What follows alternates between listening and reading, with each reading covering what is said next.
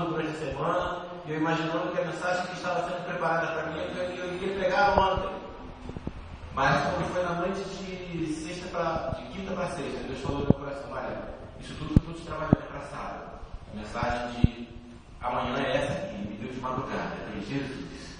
E lá também eu não entendi nada quando eu cheguei, porque o tema da mensagem não tinha nada a ver com o culto. Quando eu chego aqui também, eu vim sem entender, porque nada a ver quando a irmãzinha falou que falaria sobre estar de volta ao primeiro amor. Eu falei: ó, Senhor, isso confirmou no meu coração.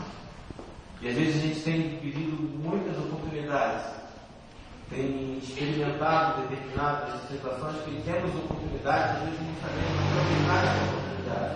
E hoje nós vamos estudar principalmente 3 pessoas que souberam aproveitar uma oportunidade que tiveram, tomaram uma decisão crucial no momento certo e suas vidas foram absolutamente transformadas, fez uma diferença enorme para cada uma delas.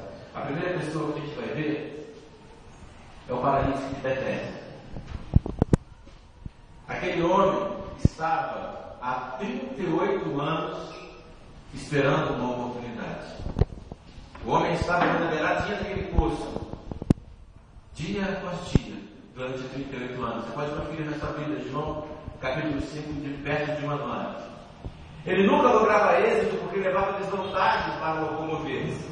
Ele estava na beirada de um poço, aonde uma vez por dia ali as águas se moviam, né? O anjo do Senhor movia as águas, e aquele primeiro que chegasse naquela água recebia a cura, recebia o milagre que ele esperava na sua vida.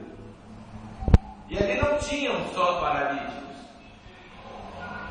Haviam cegos, haviam coxos, haviam pessoas com outros problemas de saúde, de repente uma mão defeituosa, de repente um problema qualquer, problema estomacal, uma hemorragia, qualquer outro problema que deixava essa pessoa se locomover bem. E aquele paralítico, mesmo ali na gravura, estando bem nas margens, ele levava desvantagem, porque ele não conseguia se locomover.